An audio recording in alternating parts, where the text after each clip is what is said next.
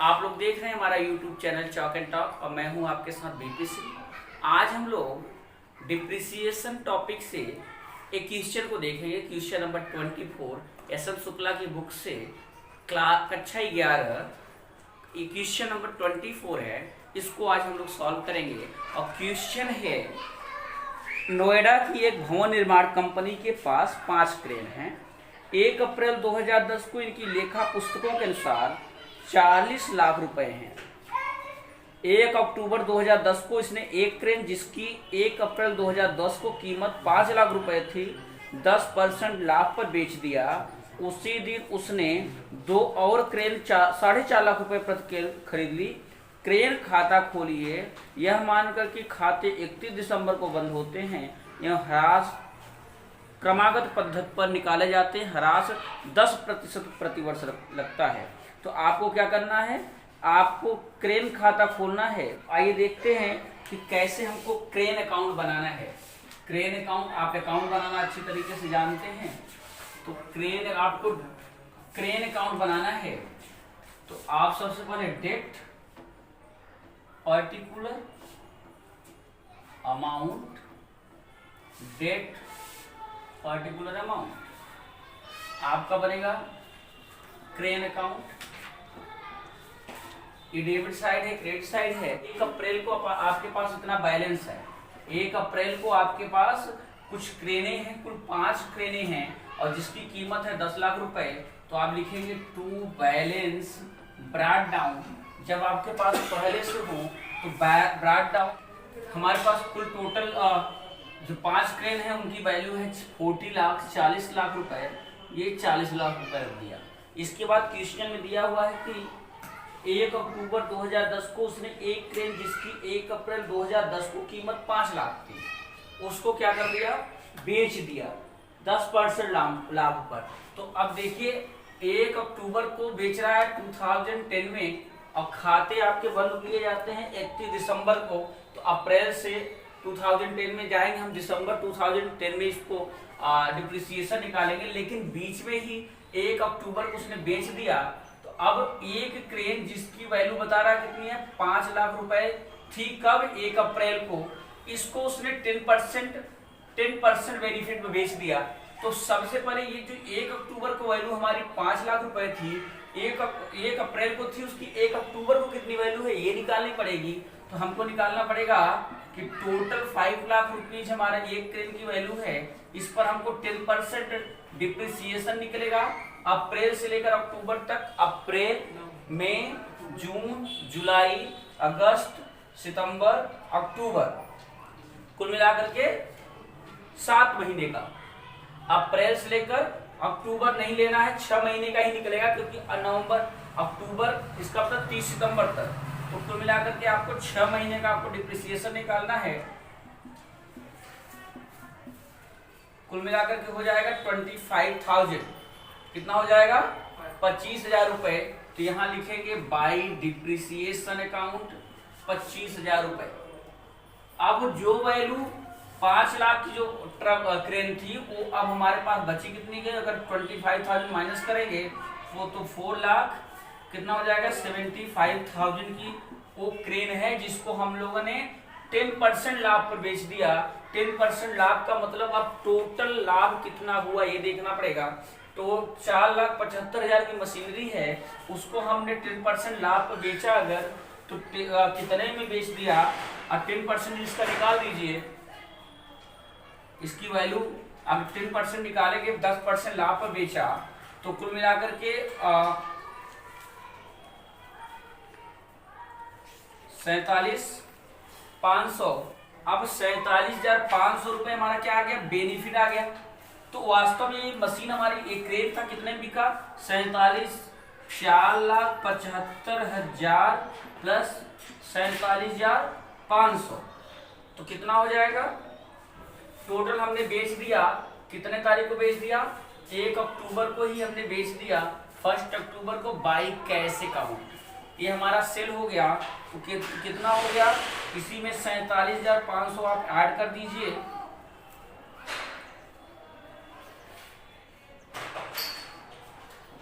5,22,500 रुपए में आपने बेच दिया, तो 5,22,500 रुपए में आपकी ये क्रेन बिक गई। आपको बेनिफिट हुआ 47,500 रुपए।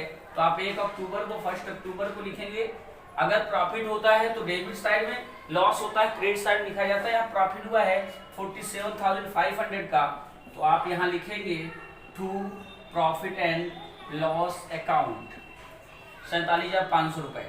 ये एक इसमें से 40 लाख में से 5 लाख की एक क्रेन बिक गई। अब इसके बाद इस ईयर में कुछ नहीं कहा गया है, उसी दिन कह रहा है कि उसी दिन उसने 2 और क्रेन 4.5 लाख रुपए प्रति क्रेन में खरीदा। तो 1 अक्टूबर को ही उसने कुछ क्रेन खरीदा, तो टू कैश अकाउंट।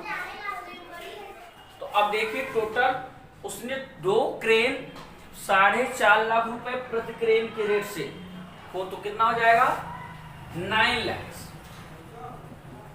9 लाख रुपए में 2 क्रेन उसने और खरीद लिया उसी डेट पर।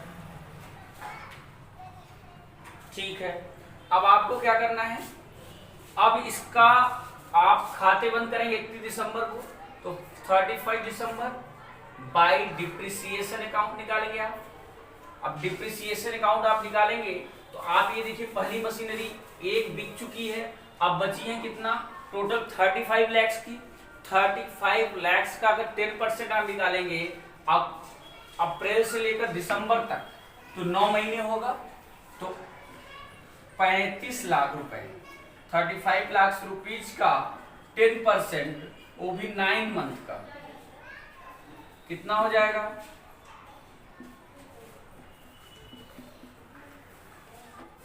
तो ये 2,62,500 हमारा क्या होगा, डिप्रिसिएशन होगा इस मशीनरी का 2,62,500 प्लस ये वाली मशीनरी अक्टूबर में खरीदी गई, अक्टूबर नवंबर दिसंबर 3 मंथ्स का निकलेगा आपका 10%, तो 9 लाख का 10% 3 मंथ्स का, इसको आप सॉल्व करेंगे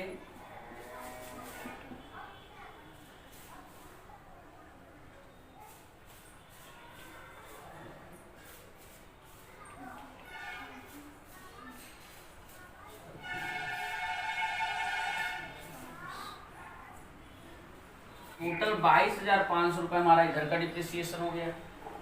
अब 22,500 का डिप्रिसिएशन होता है तो टोटल 2,62,500 प्लस 22,500 डिप्रिसिएशन हो गया 0 0 0 2,85,000 2,85,000 हमारा क्या हो गया, डिप्रिसिएशन हो गया। अब 31 दिसंबर को ही देखिए हमारे पास कितनी की मशीनरी बची है, बाय बैलेंस कैरिड डाउन। अभी देखिए मशीनरी हमारे पास कितने की बची है। अब टोटल आप या तो ये करिए, इधर का टोटल कर लीजिए, इधर का इतना पूरा टोटल करके यहाँ बैलेंस रख दीजिए, अन्यथा ये कर सकते हैं आप। पहली मशीन देखिए टोटल आपका 40,000 है ना, सॉरी 40 लाख हुआ, 40 लाख में से आपका ये टोटल हो गया डिप्रिसिएशन प्लस ये और ये डिप्रिसिएशन, इतने में हमने मशीनरी बेच दी। तो टोटल अगर 40 लाख की मैं बात करूं 40 लाख रुपए था, जिसमें से 5 लाख हमारा पहले बिक चुका, अब बचा कितना 35 लाख की मशीनरी हमारी बची है। 35 लाख में हमारा डिप्रिसिएशन हो गया कितना 2,62,500 रुपए प्लस 9 लाख में से हमारा डिप्रिसिएशन हुआ 22,500 रुपए। इस मशीनरी को जितना बचा 35 लाख में से 2,62,500 2 लाख, ये कितना हो जाएगा 0 0 5 7 3 2 3 3,23,32 लाख हो जाएगा लगभग, है ना। 32,37,500 रुपए ये वाले मशीनरी बची है। और दूसरी वाली टोटल 9 लाख की थी, 9 लाख में से हमारा डिप्रिसिएशन हो गया 22,500 रुपए 0 0 5 87,000 8,77,500 8,77,500 0 0 0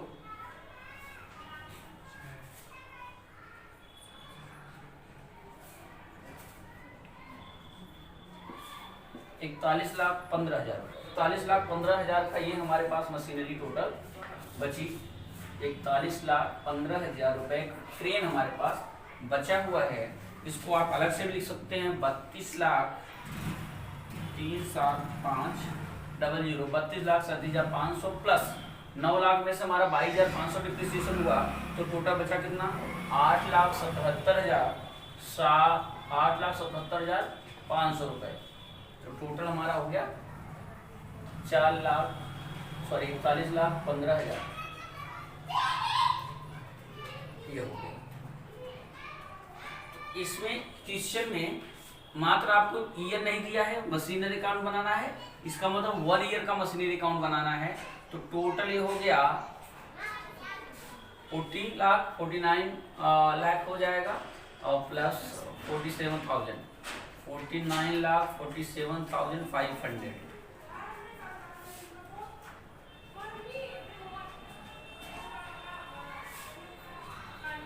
अब इस तरह से आप 2011 में ला लेंगे 1 जनवरी को टू बैलेंस ब्रॉट डाउन 41,15,000। इस तरह से हमारा अकाउंट हो गया क्लोज। एक बार फिर से समझिए 2010 को आपके पास टोटल 40 लाख की क्रेन थी। उसमें से एक क्रेन आपने 1 अक्टूबर को कितने रुपए में 5,22,500 रुपए में बेच दिया। 5,22,500 रुपए में बेच दिया था। जो आपकी वैल्यू थी उससे 10% लाभ पर। तो वैल्यू कितनी थी देखिए 1 अप्रैल को उस मशीनरी की वैल्यू आपकी क्रेन की वैल्यू 5 लाख थी। 5 लाख को आपने 10% लाभ पर तो लेकिन 1 अप्रैल को 5 लाख थी तो अक्टूबर में निश्चित रूप से अप्रैल से लेकर अक्टूबर तक में कुछ डिप्रिसिएशन होगा। जितना डिप्रिसिएशन हुआ आपका टोटल वो डिप्रिसिएशन होगा 25,000। तो अब मशीनरी आपकी बची 4,75,000 की। 4,75,000 वाली मशीनरी को आपने 10% लाभ पर 47,500 लाभ पर बेच दिया तो लाभ आपको हुआ 47,500 और आपकी मशीनरी कितनी बिकी 5,22,500 रुपए में एक बिक गई।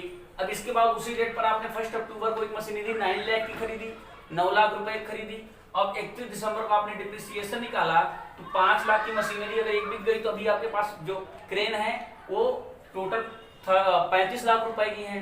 35 लाख का आपने डिप्रिसिएशन निकाला 2,62,500 रुपए 10% अप्रैल से लेकर दिसंबर तक 9 महीने का और प्लस ये वाला अक्टूबर में खरीदा 9 लाख का तो इसका 10% लेकिन 3 महीने का 22,500। टोटल डिप्रिसिएशन हुआ 28,500 रुपए। अब देखिए आपके पास वैल्यू कितनी मशीनें बची हैं। टोटल मशीन आपने 40 लाख की थी क्रेन, उसमें से 5 लाख की बिक गई, टोटल 35 लाख बची। 35 लाख में डिप्रिसिएशन 2,62,500 हुआ। मशीनरी आपकी बची 37,500 की। दूसरी आपने क्रेन खरीदी थी जो 2 क्रेन 4.5 लाख रुपए 4.5 लाख रुपए की 9 लाख रुपए इसमें से डिप्रिसिएशन हुआ 22,500। अब आपके बचे हैं 8,77,500। तो टोटल आपके पास जो क्रेन बची हैं वो 41,15,000 रुपए बची हैं। यही 41,15,000 रुपए आपका नेक्स्ट ईयर का बैलेंस है। अगर सेकेंड ईयर बनाना हो सेकेंड ईयर, थर्ड ईयर बनाना होगा तो थर्ड ईयर इसी तरीके से बनाएंगे।